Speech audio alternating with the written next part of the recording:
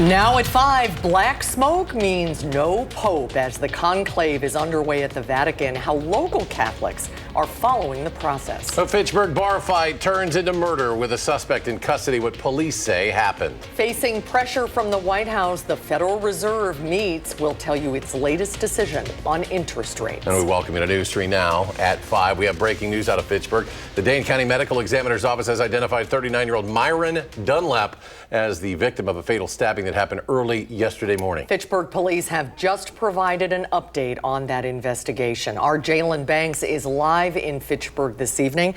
Hi, Jalen, what's the latest?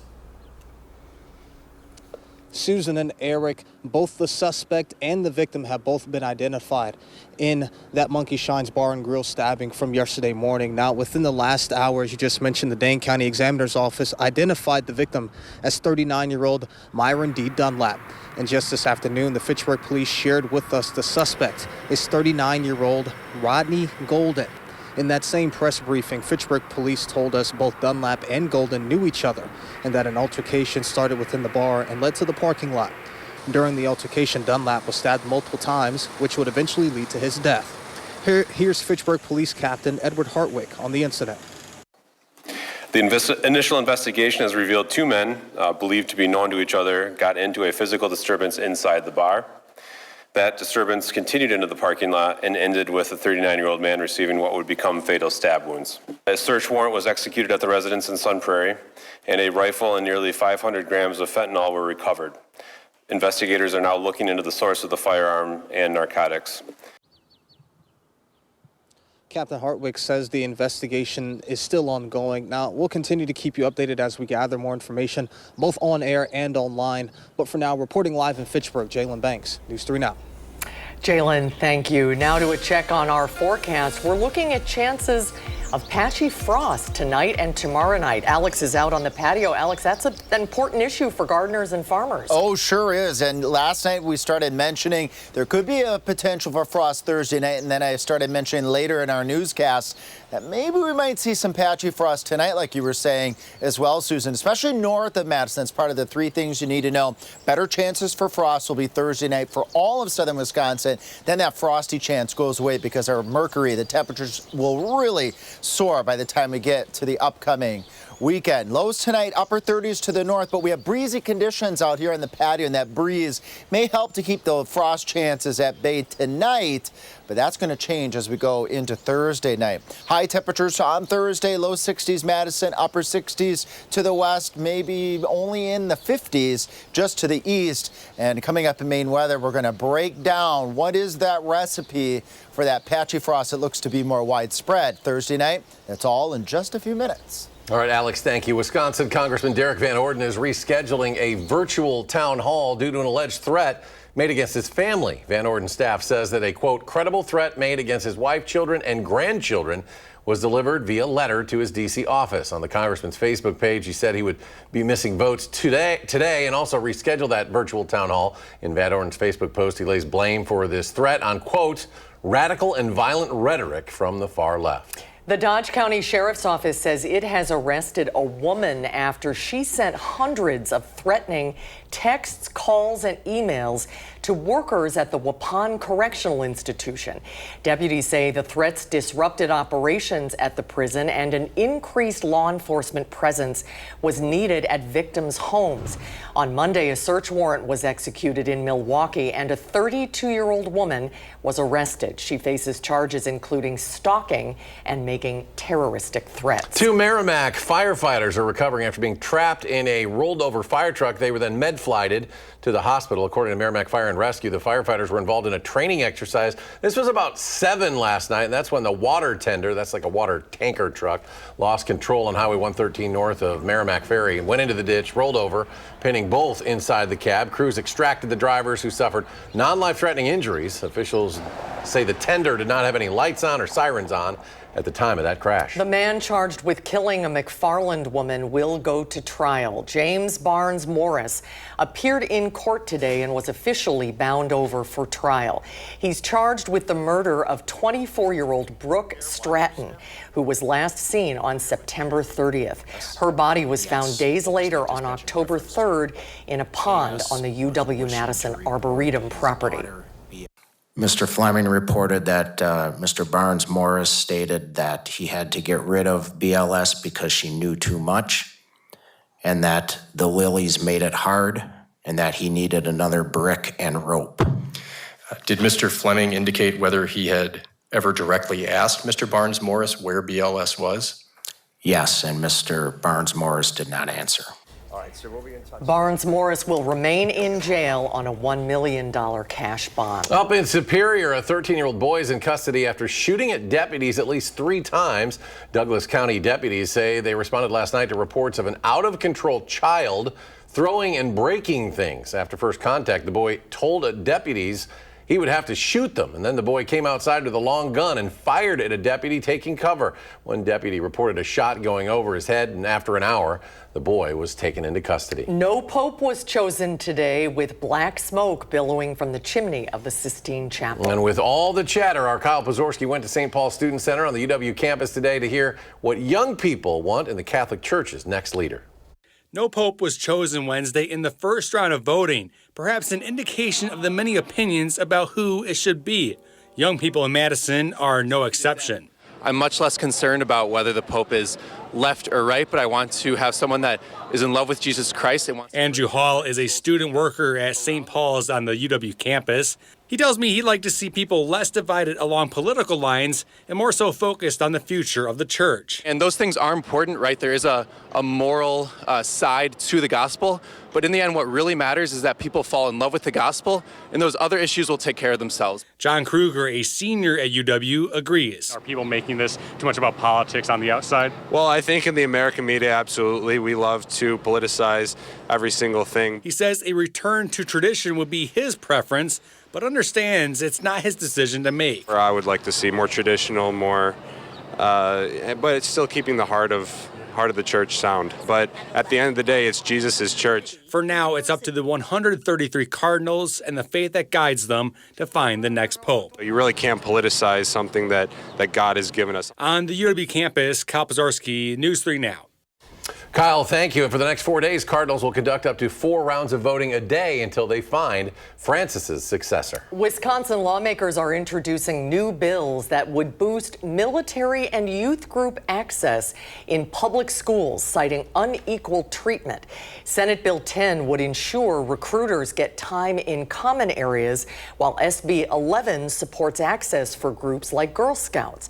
Critics warn of blurred boundaries and lost local control.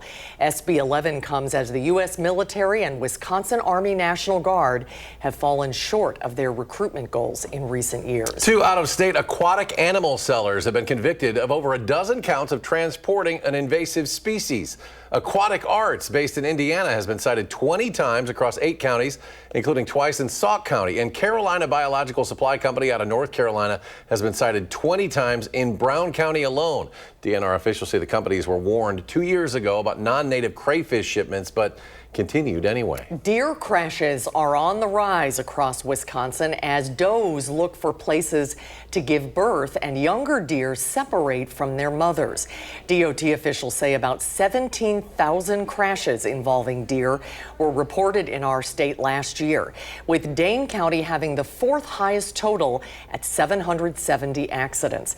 Across the state, 9 people were killed and 708 hurt in deer crashes last year. The village of McFarland says that wood from forestry operations in the village are now available to the public. Logs are being offered for programs that intend to repurpose the wood for construction, teaching, or to simply benefit the community. Remaining wood will be available to pre-registered residents within 15 miles of the Public Works campus. You can find more information on the permits and application section of the McFarland Public Works website. Sun Prairie's outdoor farmers market is officially back for the season after kicking off the first outdoor market of the year. The market runs every Saturday from 7 till noon in downtown Sun Prairie's Cannery Square. It'll run until the end of October and features dozens of vendors offering produce, meat, baked goods, crafts, and more.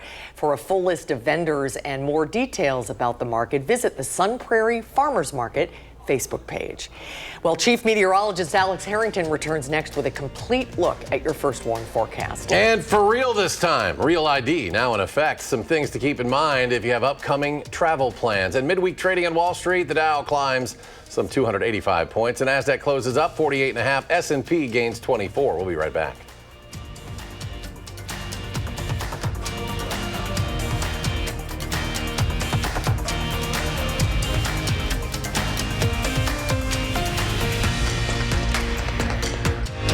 You're watching News 3 Now at 5. Here is a live look at the Vatican tonight, where it is after midnight there. It's 12:11 p.m., so all is quiet in the square.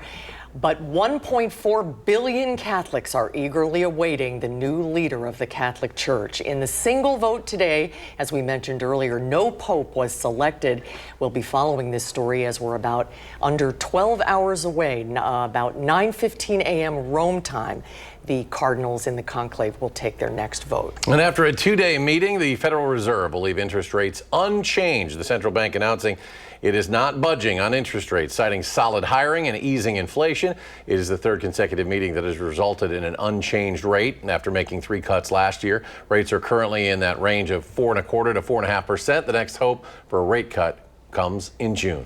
A real ID is now required to board a domestic flight. This requirement is now in effect for people to have their IDs marked with a star in the upper right corner. If you're flying soon, but you don't have the star, officials say a passport will be accepted. And if you don't have either one, you will be subject to a longer check-in process and screening. Volvo is recalling more than 400,000 vehicles. The National Highway Traffic Safety Administration, in a notice, said the rear-view camera image may not display when the vehicle is in reverse.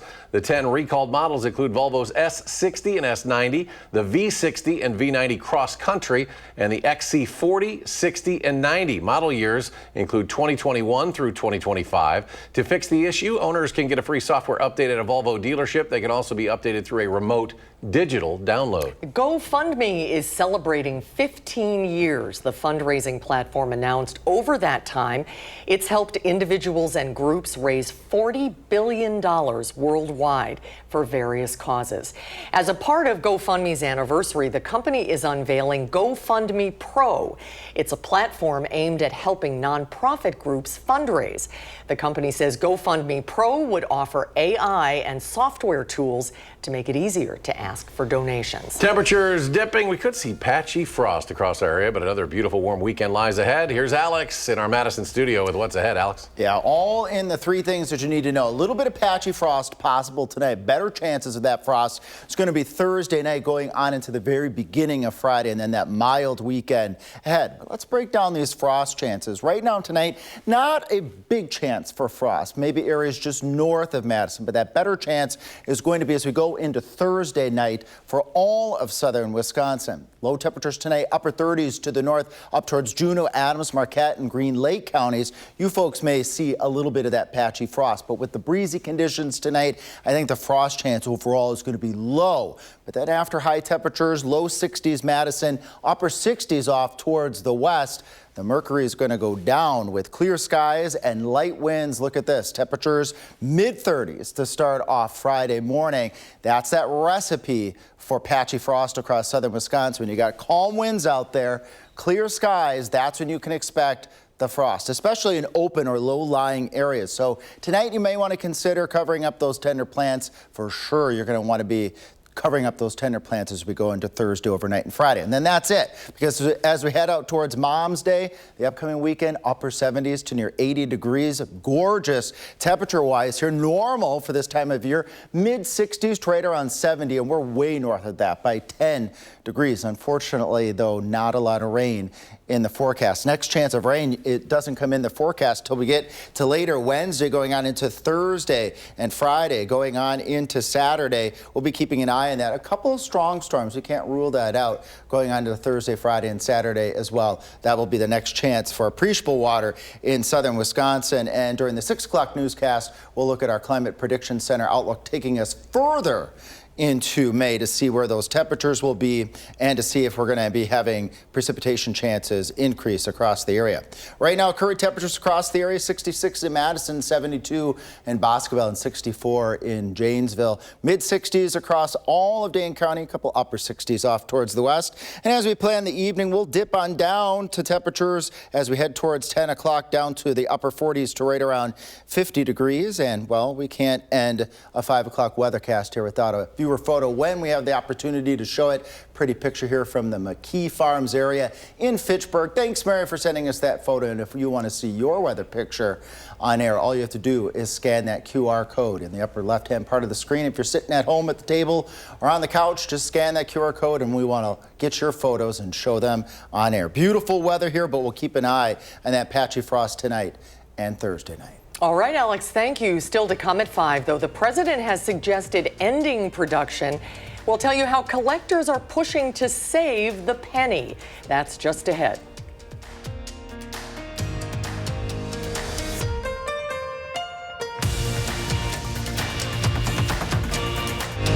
You're watching News 3 Now at 5. Well, time may be running out for the penny. A new bipartisan legislation in Congress could end production, an idea that President Trump has floated. But what about the people who want the penny to stick around? Ed O'Keefe traveled to North Carolina to find out. The humble penny, once a pocket staple, has long since lost its shine. But not here at the Copper Penny Grill, where the coins still reign supreme. If you look close, there's probably some that are worth a lot of money. Owner Shelley Graff is giving Lincoln's new life with her handmade bar tops and artwork. It grew into a little bit of an obsession with me, and then everybody just started donating pennies. People just come by and they say, I want to be a part of something. It has increasingly become something less about money, maybe, and more about design or about collecting. And so much about history. It just has a really special place in my heart, and I think so many others that they say, oh my gosh, this was the year I got married. I'm going to keep this penny, or this penny's good luck. And so I love that part of it. But despite all that love, even here, customers aren't using pennies to pay the bill. When was the last time you paid for something with a penny? I won't even bend over and pick up a penny. It's got to be a dime or a quarter. That's part of the reason Wake Forest University professor Robert Waples for decades has been calling on lawmakers to kill the penny. They just have to keep making more and more of these because we don't bring them back, and we don't bring them back because they're of such low value, so we got a vicious cycle going here. There are so many in circulation. Waples estimates about $7 for every American. Plus, it actually costs nearly 4 cents to produce 1 penny, far above its worth. Even if we could produce the penny for free out of thin air, it's just a waste of our time, and our time's valuable. Time is money. Back at the Copper Penny Grill. What are we losing if we stop producing pennies? Well, I don't know if we should look at it as a loss or a gain. We've now created an antique, and antiques are priceless. So, I mean, instead of the penny being worth a penny, it's really priceless. So how would killing the penny actually work? Well, if you look at countries like Canada and South Africa who've done it, you take a cash transaction and round up to the nearest nickel. Now, some penny advocates say this could be inflationary, but the college professor we spoke to says there's no sign of that. Long ways to go until this happens. While there is legislation in Congress, it would have to pass the House and the Senate with bipartisan support and then get over here for President Trump's signature. He has signaled he favors ending the penny.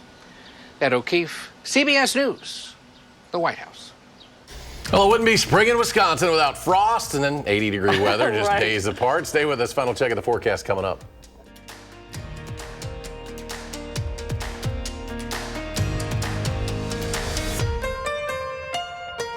Beached since October, and it quickly became a landmark for locals and tourists. Crews have pulled the 75,000-pound vessel from the sand and sent it off with a police escort to the all-city towing yard. The county says that leftover parts from the boat may be sold to recoup some of the removal costs. It was so pretty, though. Why did they not want that there? Look how nice. It looks like the SS Minnow, doesn't it? Yeah, it does. On It Gilligan's does. Island.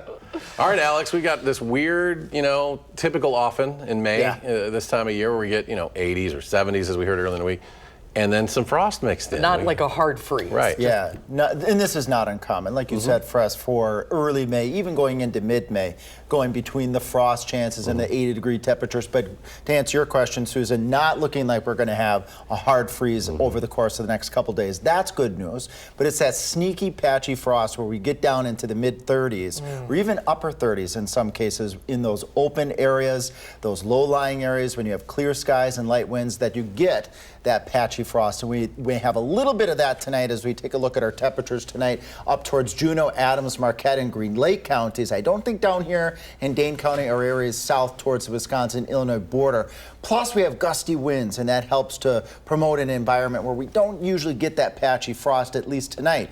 I don't want you to let your guard down, again, if you're north of Madison up towards the Dells. And after a seasonably cool day on Thursday, the patchy frost chances are going to be higher as we go into Thursday night, because we will have that clear sky, we will have calm winds, and those open and low-lying areas. You know who you are in southern Wisconsin, Wisconsin River Valley up towards Camp Douglas areas, out in the prairies will potentially see some of that patchy frost, but it's short-lived. This is not, again, looking like a hard freeze, but you may want to cover up those tender plants just to err on the safe side tonight, and then again Thursday night, and then that's that, because we're back into the 70s by Mother's Day. We're in the upper 70s to lower 80s. Look at some of these lows late next week in the 60s. We may have some thunderstorms during that time period, so we swing from frosty stuff to summer stuff. Yeah, wow, and then some much-needed rain, too. We'll be needing some by then. We'll need those drops for sure. Yeah. All right. Alex, thank you. We're going to be back in 30 minutes for News 3 Now at 6. Stay tuned now for the CBS Evening News.